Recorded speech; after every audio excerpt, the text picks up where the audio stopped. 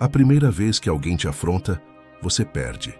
A segunda vez você aprende. A terceira vez você decide que ninguém mais vai te usar como termômetro emocional.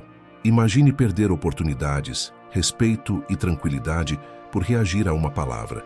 Isso acontece todo dia, no escritório, nas redes, na família. Se continuar assim, você vai perder mais do que uma discussão. Vai perder sua paz. Uma crítica no grupo do trabalho que explode e vira drama. Em minutos, sua reputação e seu foco estão em risco. Agora pense em si mesmo como um castelo. Não é preciso sair à rua para combater cada pedinte de atenção. Feche a ponte levadiça. Se você quer sair dessa armadilha, fique até o fim. Vou te dar 7 atitudes concretas para transformar afrontas em vantagem. Quando alguém te afronta, a primeira e fatal tentação é transformar aquela palavra em um espelho onde você se mede e se julga. Respire e recuse essa oferta. Não se trata de indiferença hipócrita. Trata-se de uma escolha estratégica. Você decide se aquela flecha vai atravessar sua armadura ou ricochetear de volta ao atirador.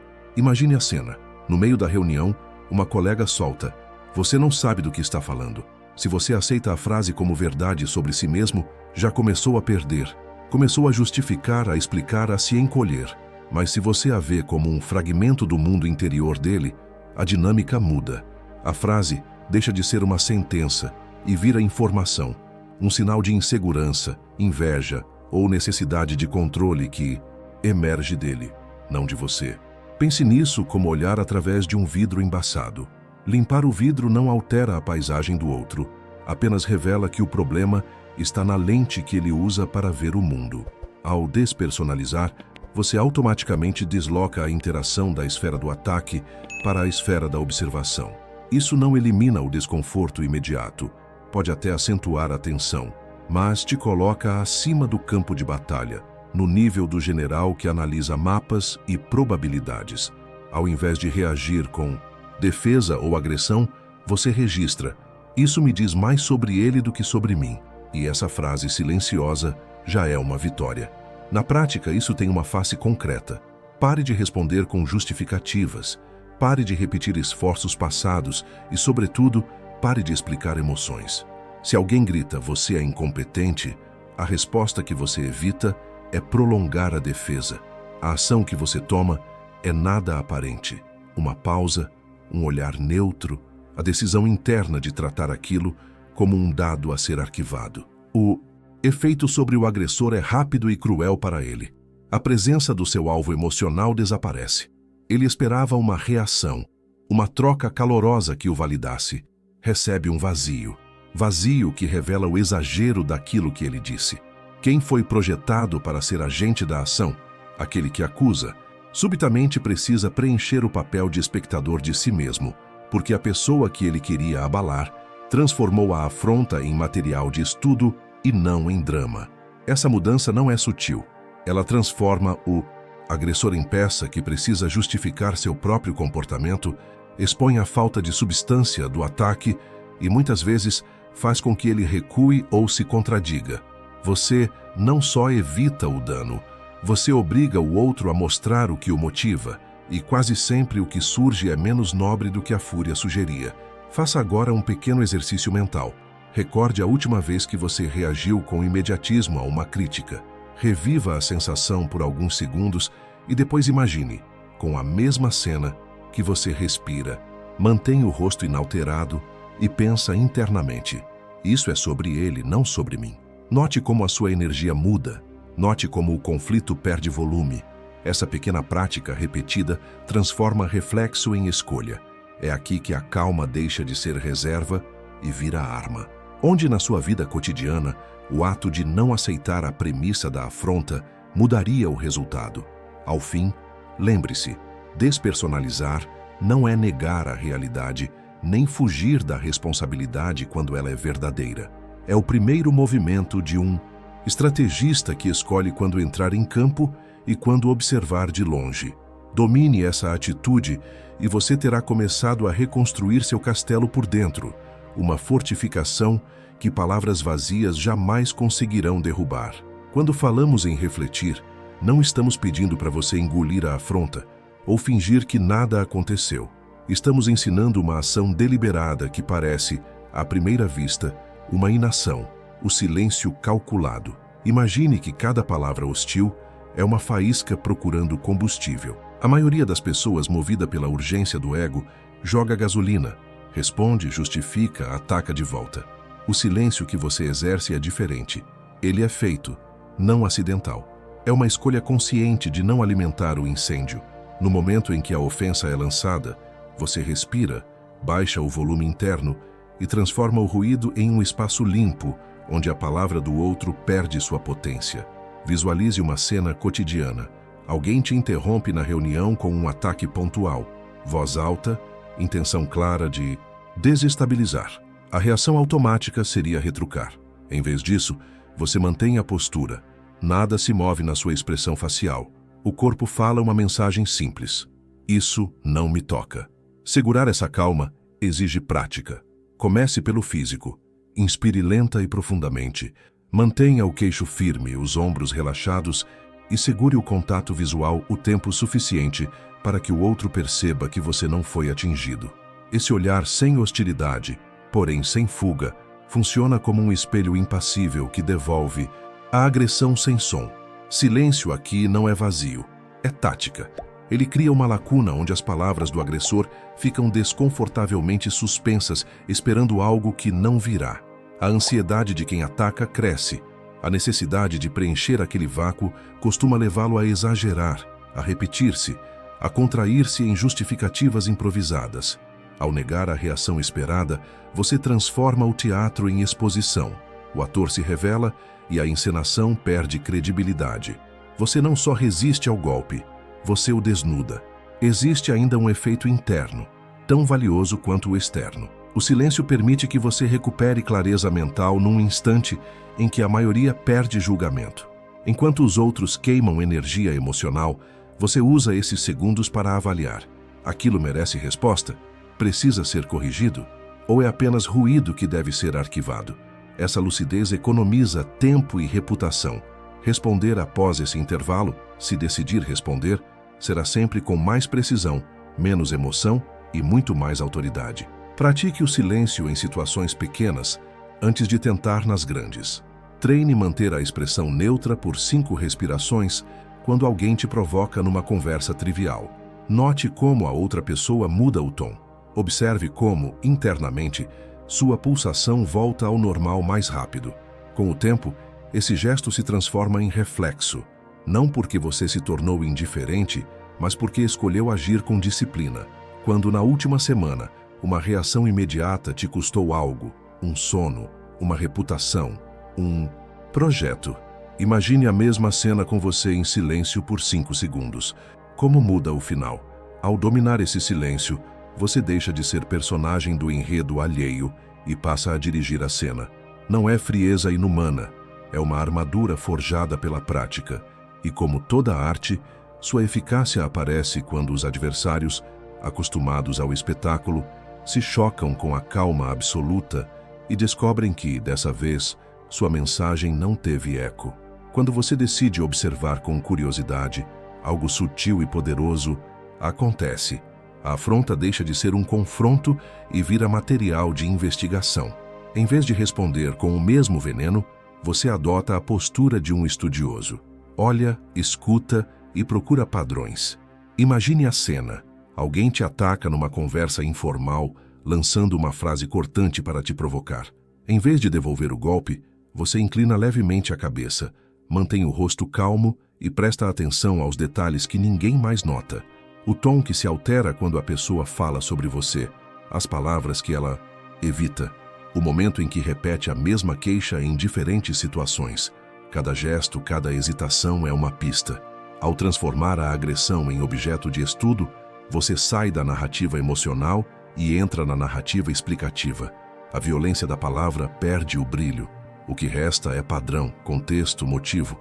Observar com curiosidade não é ser passivo, é usar a curiosidade como uma lente que amplia o comportamento do outro e reduz sua capacidade de manipular.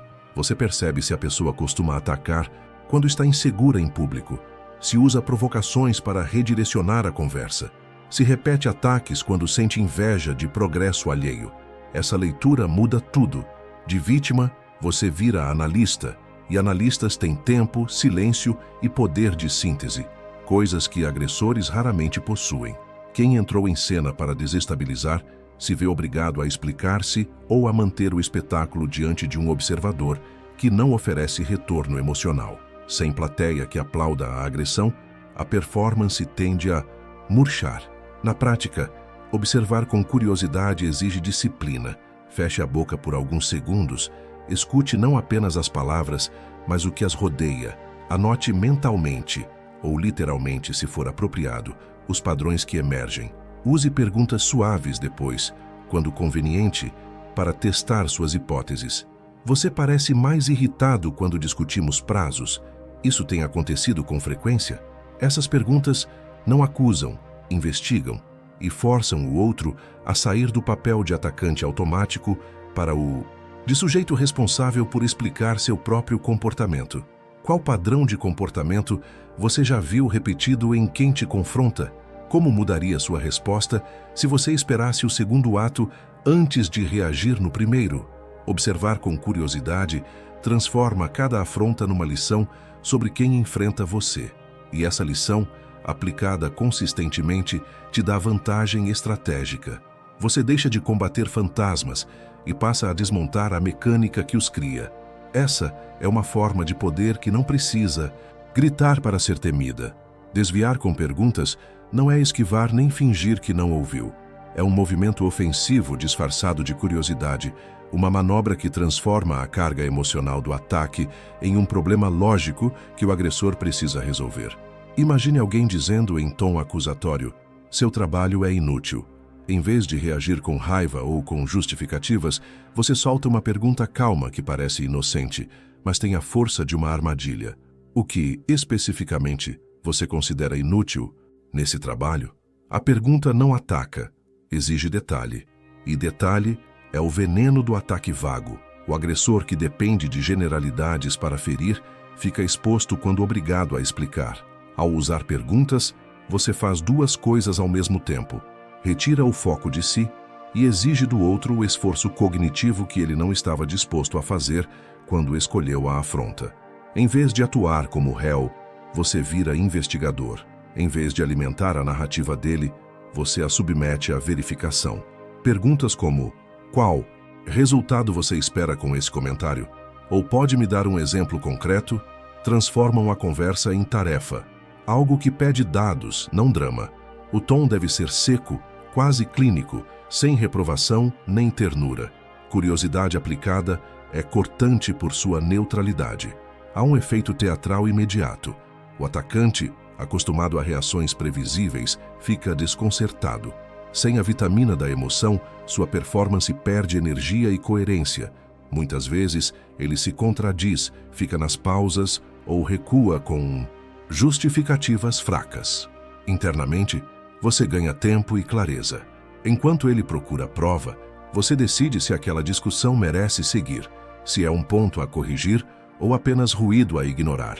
E se houver de fato um ponto válido, as perguntas também funcionam como convite à crítica construtiva. Você reposiciona a hostilidade em direção à solução. Na prática, treine transformar impulsos em perguntas curtas e abertas, formuladas com voz estável. Em vez de responder, não é verdade, experimente dizer em voz baixa e sem emoção: me conte um exemplo dessa situação. Evite o tom acusatório. A eficácia está na neutralidade que obriga o outro a trabalhar. Use a pausa após a pergunta para manter o silêncio como segunda camada da manobra. A combinação de pergunta mais silêncio é imbatível. Ela pede resposta e, ao mesmo tempo, não dá atalhos emocionais. Lembre-se de uma situação recente em que uma pergunta teria desmontado uma crítica.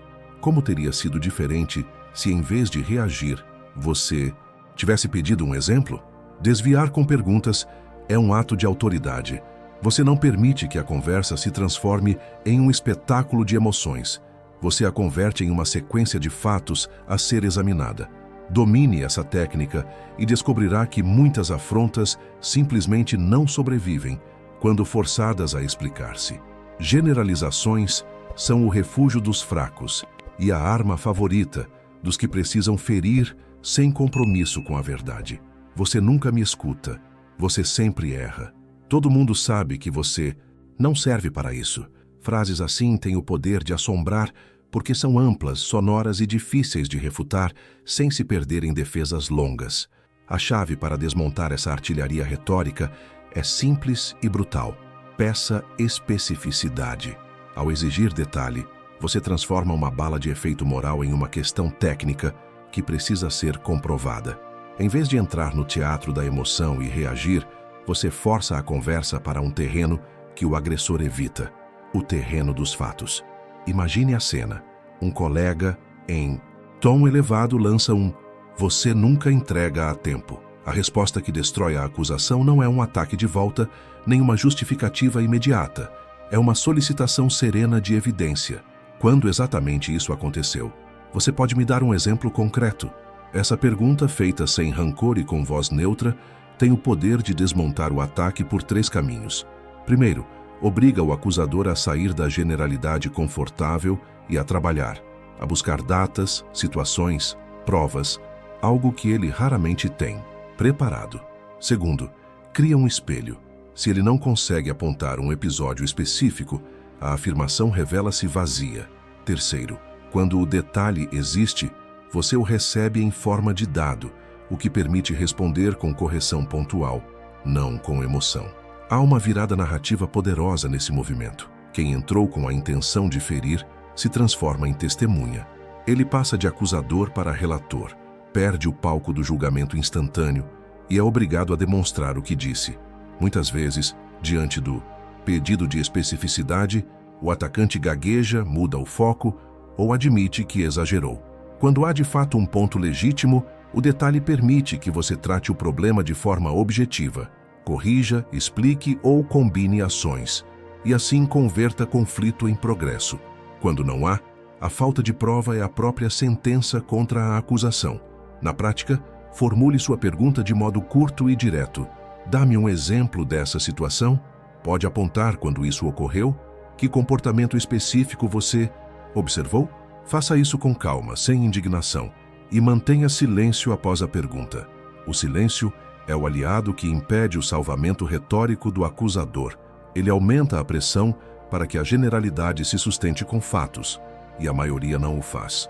Treine esse gesto em interações pequenas, quando alguém reclama no grupo do trabalho, quando um parente faz uma acusação vaga ou quando um comentário anônimo nas redes surge como ataque. Cada vez que você exige evidência, você educa o ambiente. As pessoas aprendem que acusações genéricas não brilham aqui.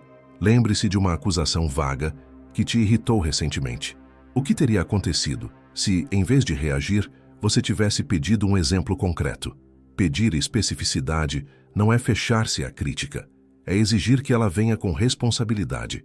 Essa postura separa o ruído do sinal, transformando ataques em oportunidades de clarificação ou expondo-os como vento. E no dia a dia, pouco a pouco, essa disciplina molda a cultura à sua volta. Onde antes havia diálogos inflamados, passa a existir responsabilidade na fala. E quem preferia ferir sem esforço, perde a plateia. Reenquadrar é a declaração final do estrategista. Não basta resistir à agressão. Você precisa substituir o quadro que o atacante tentou impor por um quadro seu, mais claro, mais útil e completamente desprovido da intenção de te diminuir. Pense no reenquadramento como trocar a moldura de um quadro feio por outra, que revela uma obra diferente. A mensagem do outro, que vinha montada para te diminuir, perde o efeito quando você a folheia, a rotula e a classifica sob uma nova luz. Em vez de entrar em debate sobre culpa, você diz com a calma de quem confia no próprio tempo: entendi seu ponto, vou considerar. Agora, vamos voltar ao que importa.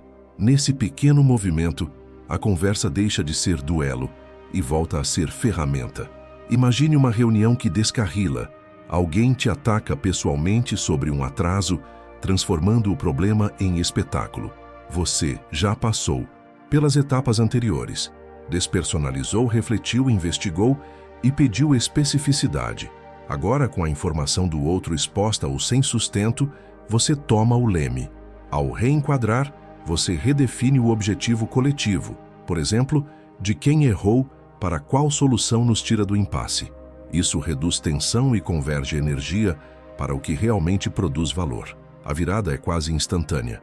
O palco do conflito se fecha e abre-se uma sessão prática, onde cada voz perde a carga emocional e ganha papel funcional. Reenquadrar não é manipular nem minimizar o incômodo alheio.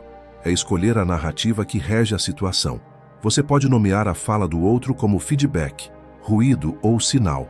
Qualquer etiqueta que diminua a carga dramática e transforme a acusação em dado. Dizer com voz calma: obrigado pelo retorno. Vou levar em consideração. Por agora, precisamos focar na entrega. É, em essência, um ato de autoridade. Você não pediu desculpas por algo que não fez, nem prometeu mudanças que não planeja. Você apenas reclassificou a conversa e retomou a agenda. A eficácia desse gesto vem da sua simplicidade e da sua economia. Poucas sílabas, grande impacto.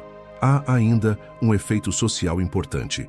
Quando você consistentemente reenquadra, muda o contrato tácito das interações ao seu redor. Colegas aprendem que ataques pessoais serão convertidos em problemas resolvíveis.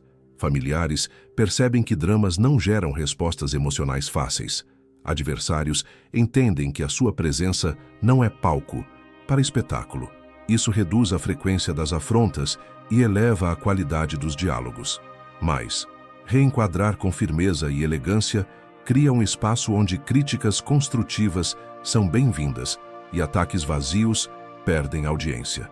Na prática, o reenquadramento pede duas coisas: precisão e concisão. Use poucas palavras para rotular a situação e reapontar a atenção. Não explique demais.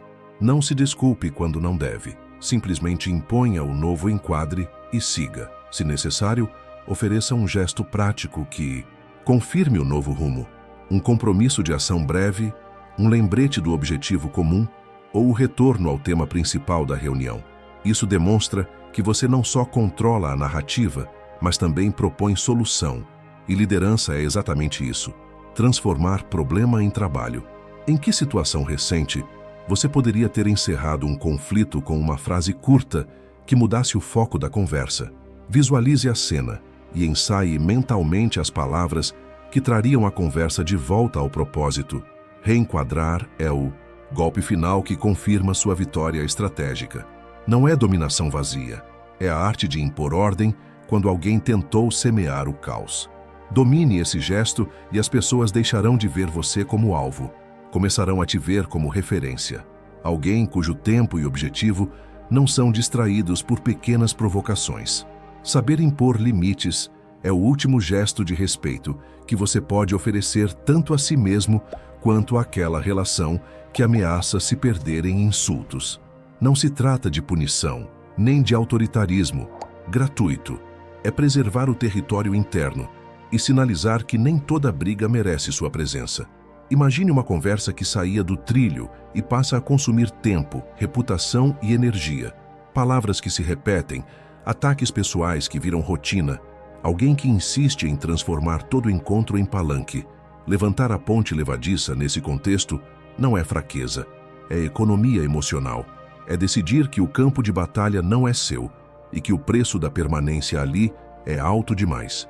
Na prática, impor limite começa com uma frase curta e clara, dita com calma. Você informa que não aceitará continuar naquele tom e oferece uma saída digna. Pode ser um: não vou participar dessa conversa nesse nível, voltamos quando for construtivo. Ou um: encerramos aqui, retomamos quando houver respeito. Essa frase faz algo simples, mas poderoso. Cria consequência imediata. O agressor, acostumado a arrancar reações, depara-se com uma fronteira intransponível. Muitas vezes, ele tenta contornar, outras vezes se dá conta, surpreso, que a dinâmica que sustentava depende inteiramente da sua própria permissão. Quem antes ditava o ritmo, agora precisa decidir se quer dialogar com civilidade ou permanecer na hostilidade e arcar com a consequência social de ser ignorado. Existe também um aspecto prático. Impor limites opera como filtro. Você economiza tempo que seria desperdiçado em debates inúteis e protege sua autoridade profissional e pessoal. Um limite bem colocado transforma uma situação que poderia viralizar em um episódio isolado. E quando essa postura é consistente, ela reeduca o ambiente. Colegas passam a saber que ataques implicam o encerramento da conversa. Familiares aprendem que o tom importa. Subordinados compreendem que o respeito é pré-condição para diálogo. A longo prazo, essa disciplina reduz a frequência das afrontas e aumenta a eficácia das interações. Mas impor limite exige coragem e precisão. A voz nunca precisa subir. Pelo contrário, quanto mais serena e breve a declaração, maior sua força. Evite justificativas longas ou explicações emocionais. Essas abrem brechas. A mensagem tem de ser clara, curta e seguida da ação. Levantar-se da reunião, sair do grupo, silenciar a conversa, encerrar a chamada. A coerência entre palavra e gesto é o que dá credibilidade ao limite. Se você diz que encerra e depois continua aceitando provocação, perde a autoridade. Se age, ensina. Por fim, impor limites não significa cortar pontes permanentemente sem propósito. Muitas vezes, oferecer um termo é um gesto de educação estratégica. Retomamos quando houver condições. Isso deixa a porta entreaberta para uma conversa futura, porém, sob novas regras. E essa é a essência do limite maduro. Não é excluir por prazer, é exigir um campo de jogo justo. Pergunte-se: em que relação eu venho tolerando comportamentos que eu mesmo poderia corrigir com uma frase curta? Visualize o momento. Ensaie a frase que fecharia a ponte levadiça e perceba como seu corpo se ajusta à decisão. Levantar a ponte é, em última análise, um ato de soberania. Quando você exerce esse poder com constância e clareza, transforma-se numa presença que não se presta a espetáculos, alguém cujo tempo, prioridades e dignidade não são moeda de troca para a instabilidade alheia. Parabéns por ter chegado até aqui. Ter assistido ao vídeo inteiro significa que você não está apenas reagindo à vida, você está escolhendo aprender, crescer e dominar suas reações. Isso já te coloca à frente de 99% das pessoas. Obrigado por investir seu tempo na sua paz interior e na sua força. Se você quer ir mais fundo, na descrição deste vídeo está à venda o meu livro Princípios Fundamentais do Estoicismo. Lá eu aprofundo essas estratégias e trago exercícios práticos para transformar calma em hábito diário. Dá uma olhada quando terminar este vídeo. Agora eu quero saber de você. Deixe um comentário dizendo como você pretende usar essa técnica. Se não souber o que escrever, apenas digite gratidão. Assim eu sei quem ficou até o fim e que este conteúdo teve impacto. Comentários ajudam muito o canal e me motivam a produzir mais material que realmente transforma. Se este vídeo te ajudou, inscreva-se no canal e ative o sininho para não perder as próximas estratégias. Se quiser apoiar diretamente o trabalho e acessar benefícios exclusivos, clique em Seja Membro e confira as condições e vantagens. Sua ajuda mantém essa academia de guerra psicológica ativa.